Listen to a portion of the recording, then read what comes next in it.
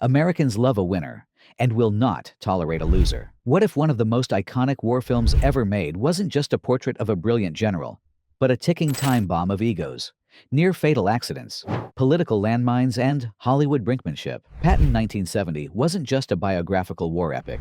It was a cinematic battlefield where reality and myth collided.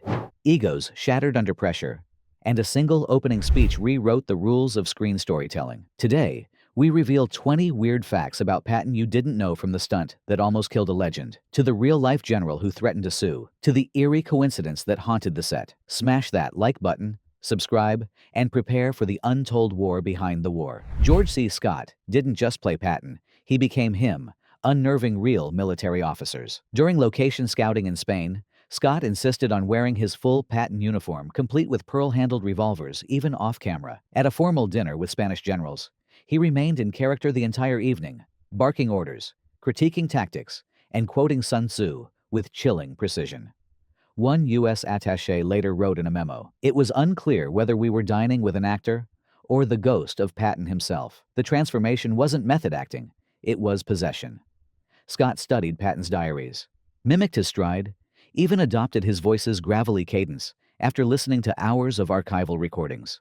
What audiences didn't know: Scott's commitment blurred lines so severely that actual veterans wept during his monologues, swearing the general had returned. The performance wasn't imitation, it was resurrection. The film's legendary opening speech was almost cut for being too long and weird.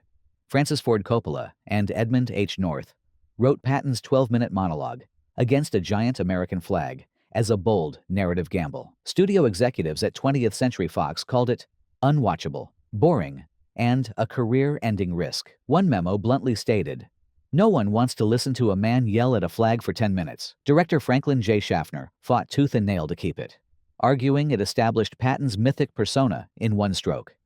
He even shot it in one unbroken take to prove its power. What audiences didn't know: the entire sequence was filmed in just 2 takes. Scott nailed it on the second. The speech, now hailed as one of cinema's greatest openings, nearly never existed. It wasn't filler.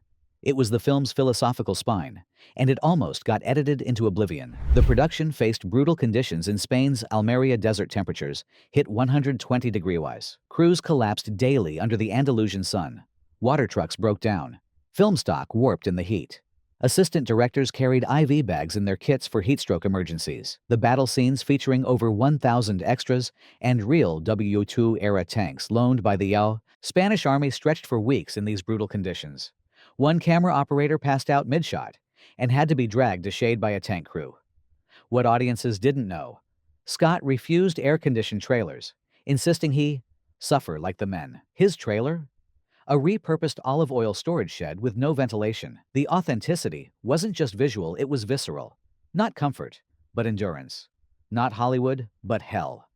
Franklin J. Schaffner and George C. Scott nearly came to blows over a single line. Tensions exploded during a scene where Patton slaps a soldier suffering from shell shock. Scott felt the moment needed more rage, more unhinged fury. Schaffner wanted restraint. This isn't a monster. It's a man losing control. After 3 takes and a screaming match in front of the crew, Scott stormed off set. Production halted for 6 hours.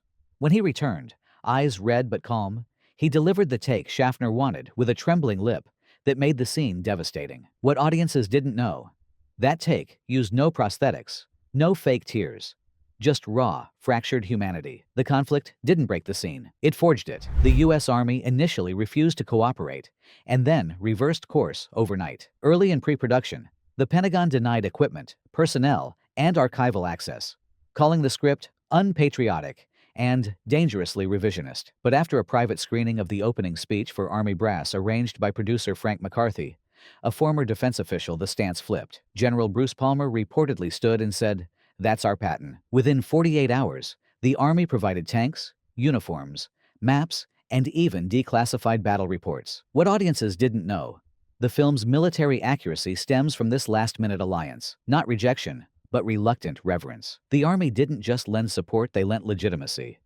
The slapping incident scene caused real trauma for the young actor playing the soldier. Private Charles Cool was portrayed by 22-year-old John Doucette, not the better-known character actor of the same name. Though George C. Scott pulled his slap at the last moment, The emotional toll on Doucette was severe. He later confessed that pretending to be vulnerable in front of Scott left him shaken for months. Crew members noticed him avoiding mirrors and flinching at sudden noises.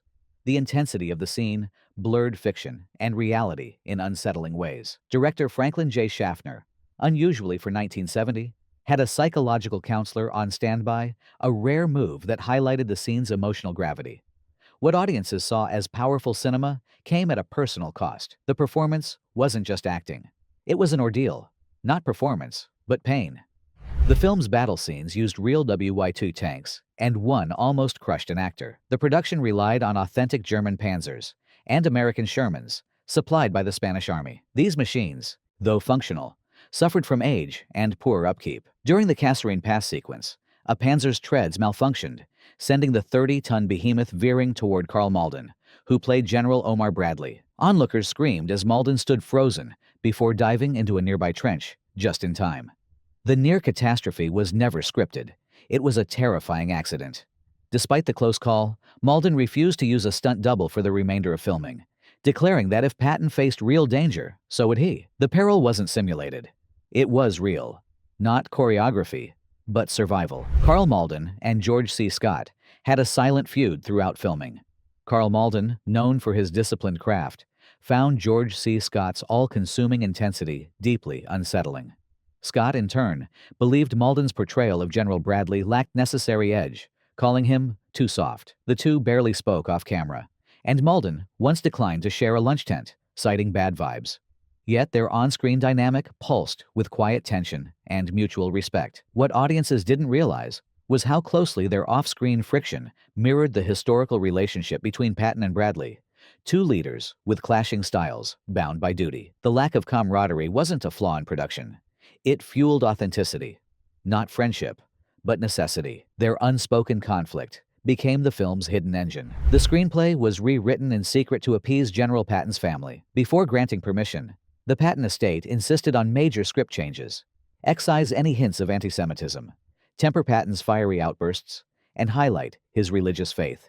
Screenwriter Edmund H. North outwardly complied, but subtly embedded visual irony. In one telling shot, Patton quotes scripture while standing before a swastika-adorned wall, silently undercutting his piety. The estate approved the revised script, missing the subversive layer. What audiences saw as a respectful biopic carried quiet dissent beneath its surface. The film avoided outright controversy while preserving moral complexity. It wasn't sanitized history. It was layered storytelling, not censorship, but camouflage. The Ghost of Carthage monologue was improvised on the spot. The haunting scene where Patton reflects on fighting in ancient Carthage was never in the original script. Standing among Tunisian ruins, George C. Scott turned to director Franklin J. Schaffner and suggested his character might feel the weight of past lives. Inspired by the wind and the desert silence, they shot the moment that same afternoon. No rehearsal, no second takes. Scott drew directly from Patton's real letters, in which the general claimed he had been a Roman soldier in a former life. What audiences heard wasn't fiction, but historical echo. The monologue fused biography and mysticism into cinematic prophecy. Not invention, but revelation. The production burned through 3 cinematographers in 6 weeks. The first cinematographer quit over disagreements with Schaffner's vision. The second collapsed from extreme heat in Spain's desert. The third, Fred Cunningham, only agreed to stay after securing final approval over lighting decisions. He crafted the film's stark, high-contrast look using only natural desert light, rejecting artificial sources. The iconic opening shot Patton before a massive American flag was lit entirely by the setting sun, with no reflectors or fill lights. Cunningham embraced the environment rather than fight it. What audiences saw as controlled artistry was, in truth, surrender to nature's raw power. Not manipulation, but alignment. Not technology, but timing. Spain's Franco regime monitored the set for anti-fascist messaging. Although Spain provided locations and military support, Franco's secret police infiltrated the crew, wary the film might contain anti-authoritarian themes. Daily reports noted George C. Scott's excessive individualism as potentially subversive. Yet the regime permitted filming to continue, drawn to Patton's rigid discipline and vehement anti-communism. Spanish officials even reviewed dailies each evening for hidden messages. The production unfolded not in creative freedom, but under constant surveillance. What audiences saw as a straightforward war epic was, in fact, shaped by political caution, not neutrality, but negotiation. The film wasn't just made in Spain, it was made under the watchful eye of dictatorship. The score was composed in just 10 days under protest. Jerry Goldsmith was brought in at the 11th hour after the original composer was fired, leaving him with fewer than 10 days to score a 170-minute historical epic. Facing immense pressure, Goldsmith later remarked he felt like Patton racing against time with no room for error. He crafted a bold, emotionally layered soundtrack that fused martial brass fanfares with haunting string passages to reflect the general's complexity, both heroic and deeply flawed. Studio executives initially rejected his main theme twice, deeming it too unconventional. In response, Goldsmith added a solitary trumpet line that cut through the orchestration with piercing clarity. That now iconic motif became one of cinema's most memorable themes. What audiences experienced as majestic and seamless was, in reality, born from sleepless nights, creative defiance, and relentless deadlines. Not a product of calm deliberation, but of urgent invention. Not chaos, but controlled fire, forged in the heat of impossible expectations. George C. Scott refused his Academy Award and made history when Patton swept the 1971 Academy Awards, winning Best Picture and Best Actor. George C. Scott made headlines by publicly declining his Oscar. He dismissed the ceremony as a meat parade and criticized the competitive nature of artistic recognition as a popularity contest. This wasn't a momentary outburst. Scott had informed 20th Century Fox months in advance of his intentions. Studio executives pleaded with him to accept for the sake of the film's legacy, but Scott stood firm, replying, "The film stands on its own. Though the Academy still officially lists him as the winner, the statuette remains unclaimed to this day." Many misinterpreted his stance as arrogance, but it was rooted in a deep conviction that art should be judged by its merit, not by trophies or applause. Not rejection for show, but a quiet revolution against Hollywood vanity. Art, he believed, needed no validation beyond its own truth. Real veterans were used as extras, and many broke down during battle scenes. The production enlisted over 300 actual World War II veterans to serve as background performers in Spain, lending unparalleled authenticity to the battle sequences. During filming of the El Guitar engagement, the sound of staged explosions triggered visceral trauma in several veterans. One former tank gunner collapsed sobbing, overwhelmed by flashbacks of combat. Another, cast as a battlefield corpse, refused to move after the director called "cut," whispering quietly, "I'm staying dead. It's safer." Deeply shaken, director Franklin J. Schaffner halted production for an entire hour, asking the crew to observe a silent moment of respect. These were not actors pretending they were survivors confronting buried pain. What audiences later praised as realism was, in truth, unscripted emotional truth. Not performance, but remembrance. Not fiction, but history walking quietly among cameras, carrying wounds no costume could conceal. The film accidentally revived Patton's public image decades after his death. By 1970, General George S. Patton was largely remembered as a controversial, hot-tempered figure whose legacy had faded into historical ambiguity. Patton changed that overnight. The film's release sparked a national reappraisal, transforming him from a problematic relic into a symbol of leadership, resolve, and strategic brilliance. Public admiration surged, applications to armored cavalry units spiked, and West Point incorporated the film into its officer training curriculum. Even President Richard Nixon screened it at the White House, calling it a lesson in will and determination. What the filmmakers intended as a nuanced portrait became a cultural reset, reigniting interest in military history and leadership philosophy. The myth of Patton, once dimmed by time and scandal, blazed anew in the public imagination. Not mere nostalgia, but national recalibration. The film didn't just depict a legend, it resurrected one, reforged in celluloid and fire. A massive sandstorm destroyed an entire set overnight. Just days before filming the Sicily invasion sequence, a violent desert sandstorm swept through the Almeria location, burying tanks, tents, lighting rigs, and support vehicles under 6 feet of sand. Visibility dropped to near zero as the crew scrambled through the night. They spent 72 grueling hours digging out equipment, working in shifts under harsh conditions. One camera truck was never recovered, lost beneath the dunes. Rather than delay the production, director Franklin J. Schaffner made a bold decision: rewrite the scenes to reflect the storm's aftermath. Soldiers now appeared coated in dust, voices muffled, commands swallowed by haze, creating a dreamlike, almost surreal atmosphere. What audiences later praised as poetic visual storytelling was, in fact, an ingenious adaptation to disaster. Nature didn't sabotage the film, it enhanced it. Not ruin, but revelation. Not setback, but serendipity, born of resilience. The script included coded criticism of Vietnam hidden in plain sight.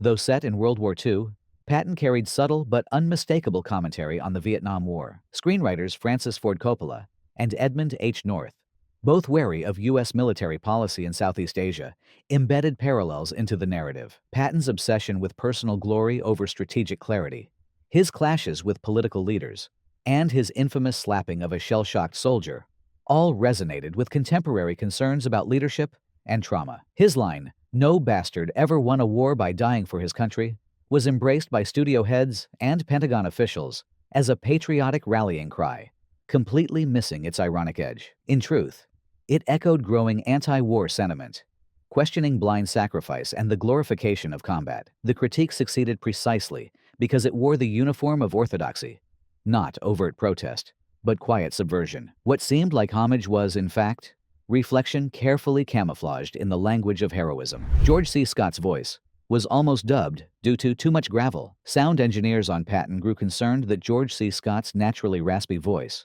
would be lost amid the din of battle scenes and outdoor dialogue. Without his knowledge, they tested a cleaner-voiced actor for possible dubbing in post-production. When Scott discovered the plan, he confronted the sound team with steely resolve. "If you dub me, I walk." He insisted on re-recording every line himself, leaning even further into the hoarseness that defined his performance. That signature growl wasn't just a byproduct of years of chain smoking, it was a deliberate imitation of Patton's real voice, which had been worn raw from years of shouting commands on battlefields. What many assumed was a vocal flaw was, in fact, a meticulously crafted choice. Not imperfection, but authenticity. Not noise, but character forged in discipline and historical fidelity. The film's release was delayed due to fears it would inflame Cold War tensions. In early 1970, as U.S.-Soviet relations reached a dangerous low, executives at 20th Century Fox grew nervous about releasing a film that glorified a fiercely aggressive anti-communist general like Patton, worried it might be interpreted as militaristic provocation or Cold War propaganda. They debated shelving Patton indefinitely. Only mounting critical buzz and early Oscar predictions convinced them to proceed. The film opened in April 1970, just weeks before the Kent State shootings, an event that plunged America into national soul-searching over authority, violence, and dissent. Audiences found Patton's contradictions, his brilliance and brutality, vision and vanity strangely resonant in a fractured era. What began as a historical biopic became an accidental mirror to contemporary turmoil. Not mere entertainment, but cultural reflection. Not coincidence, but destiny meeting the moment. Patton was never just a war movie. It was a reckoning with heroism, with hubris, with the cost of greatness. It challenged audiences to admire a man they might not like, to honor a legacy laced with contradiction, and in doing so, it changed how biopics were made, how generals were portrayed, and how America saw its own myth-making machine. 50 years later, that flag still looms. That voice still echoes. And the war between legend and truth, it's still being fought. If you learned something new, hit like, subscribe, and drop a comment. Would you follow Patton into battle or court-martial him for insubordination? Because in the end, all glory is fleeting, but great cinema, that lasts forever.